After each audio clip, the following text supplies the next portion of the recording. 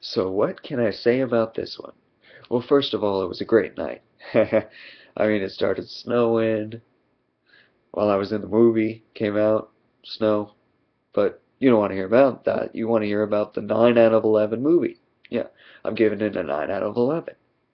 It was actually a lot better than I thought it was going to be. I thought it was going to get a 6 or a 7, maybe an 8. But no, it gets a 9. Now me, the reason I saw it, I'm a musical person. I mean, I'm a member of the Rhode Island Wind Ensemble, so I'm like into that type of music. And it really was one long, serious song throughout the whole thing. There were moments where it went into a different styles of song, but it was pretty much this like whole serious song throughout 90% of the movie, I'll say. But first of all, if you're going to see this for Anne Hathaway, she's only in there for the second 15 minutes and the last 15 minutes. And this is a 2 hour and 50-minute movie. You gotta go see this for Russell Crowe and I forgot the other actor's name.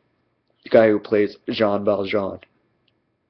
Yeah, Russell Crowe is like the guy who's chasing Jean Valjean, if I'm not mistaken.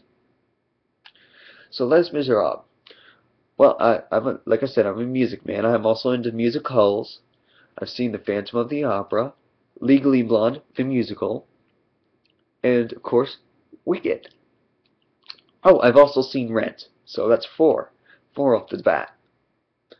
I've also seen, before I saw Rent the musical, I saw Rent the movie, and I actually own it, and I own Phantom of the Opera, the movie. And Wicked's supposed to have a movie coming out in 2016. I never saw the play of this, but I figured it's the movie, you know. Oh, and Legally Blonde, that one have a movie coming out because it's based on a movie, based on the movie Legally Blonde. Uh, uh, so Jean Valjean is like this guy who goes on parole. He's been serving the king for stealing a piece of bread, and there's no mercy in this whole film. There's no mercy. That's why it's so serious. So you've got Jean Valjean going into this world, and he steals some pewter from from a church, and instead the church man is like, "May God watch over you." And this whole movie had a very godly. God was mentioned a lot in this movie, so that's good for me as a mention of a Christian. It's good to see all these God references going on, and like I was saying, he instead, when Jean Valjean is arrested, he says, no, what he says is true, even though it's not. I have given him all this pewter. Now Jean Valjean changes his life and uses all the pewter to buy himself a brand new life. And you skip ahead 19 years later, it says, and it's just amazing what he's done with his life. He's a totally new guy. This is where the Anne Hathaway thing comes into play. She gets fired, not by him, and because he feels sorry for her, that his like quartermaster fired her. He says he'll take care of her daughter when she dies, and she dies fairly soon. So he goes and gets it from these two really crazy people. There's no other word for them. They're con artists and ends up paying what is it, 1,500 francs to get this girl. You've got this moment in there where he loves him, and every time he's found out he has to move, and he moves like 3 times in this movie. Uh, Twice actually, I think. But anyway, one of the times he moves, she loses her boyfriend. The little girl grows up to be a big girl, and she's a big girl for the remaining 2 hours of the movie. First hour, she's a little girl. Second 2 hours, she's a big girl. It did move, this movie did feel like it was moving fast. I mean, it felt like a 2 hour movie, even though it was three. It moved quickly, and honestly, it ended a bit quickly, too. I'll get to that in a second. People gave up in the movie. They did. This was supposed to be the start of the French Revolution. Well, people gave up. They all stayed inside. You've got this one blockade where her boyfriend is working, and everyone's shot except for him, including a little boy. Now, don't knock me for this. This is a movie. Shooting the little boy is a movie thing. Okay? I know. You might be saying that's bad, that's bad, that's bad, but it's matter. It's just a movie. No little boy died. I guarantee you that little boy is still alive. But in the movie, you get shot, and it's a powerful moment, and that's what matters.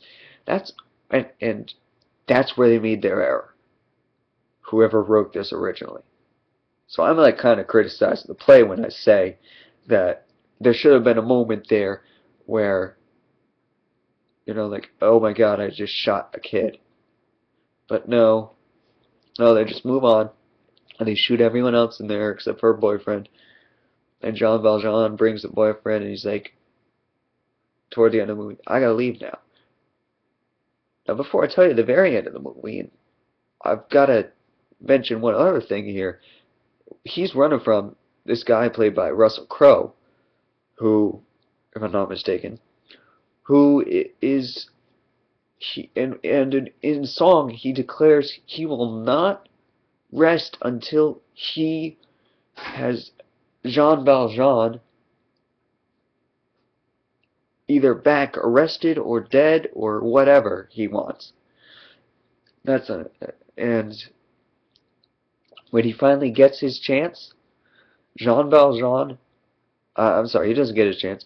He gets captured by that resistance, all the people who die right before they die. And Jean Valjean sets him free. And that's when he goes in. And a couple of minutes later, he goes into this song like, what is this world where I could not kill a man because he set me free, and he doesn't know what to do, so what does he do? But I correctly predicted this.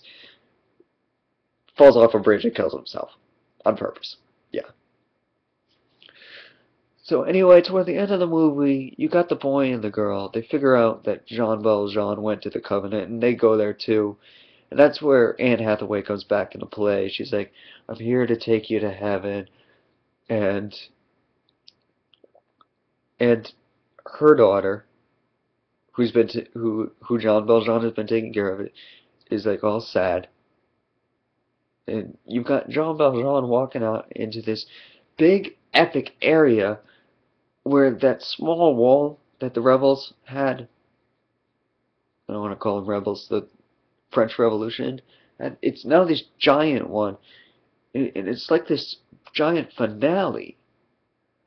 But as good as this giant finale was, it didn't provide enough closure as far as the story goes, in my opinion.